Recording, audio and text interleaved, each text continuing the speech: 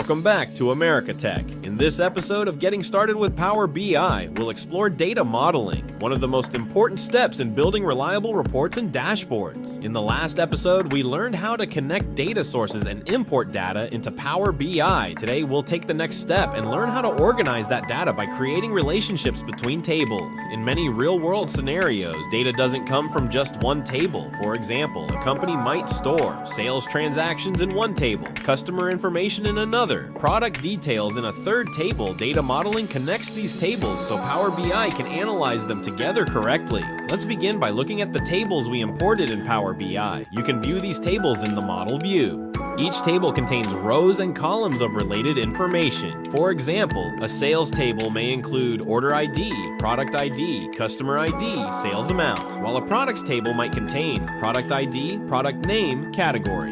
Notice that both tables share a product ID field. This shared field is what allows Power BI to link the tables together. Now let's create a relationship between the tables. Step 1. Open Model View. Click the model icon on the left side of Power BI desktop. You'll see all your tables displayed visually. Step 2. Connect matching fields. Drag the product ID field from the sales table to the product ID field in the products table. Power BI automatically creates a relationship line between the tables. Step 3. Confirm relationship settings.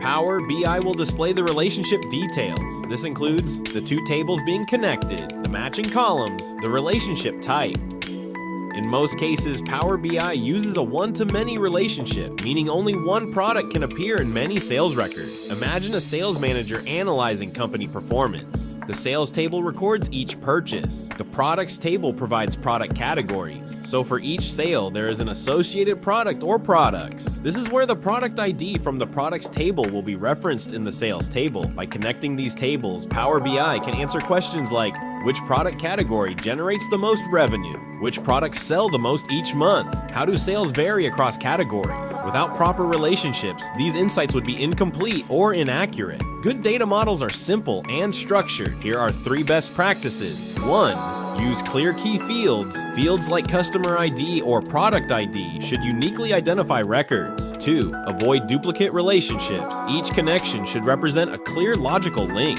3. Keep tables organized. Group related data into logical tables. Following these practices helps Power BI generate accurate calculations and insights. Now that we have a good understanding of how to create good data models, let's look at one of the most common models in practice today in real-world projects called the STAR model.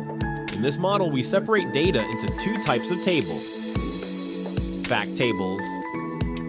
These contain measurable transactional data. For example, sales amount, quantity sold, order details. Think of this as the what happened data, dimension tables. These provide descriptive information about the data. For example, product details, customer information, date or time.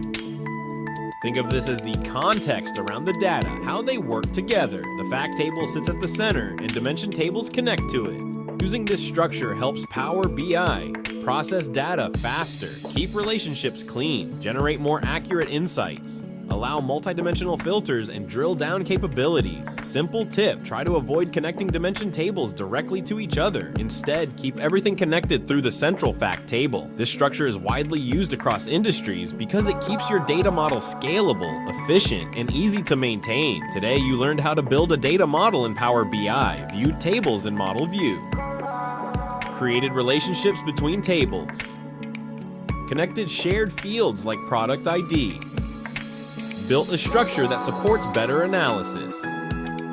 A well-designed data model allows Power BI to combine data from multiple sources and generate meaningful insights. Now that our data is properly connected, the next step is learning how to create calculations, measures, and metrics. In our next episode, we'll explore creating measures with DAX and Power BI and how to build custom metrics like totals, averages, and growth rates. If this video helped you understand data modeling in Power BI, like, subscribe, and share it with your team. Have questions about building data models? Leave them in the comments. We may feature them in a future video. Thanks for watching AmericaTech. See you next time.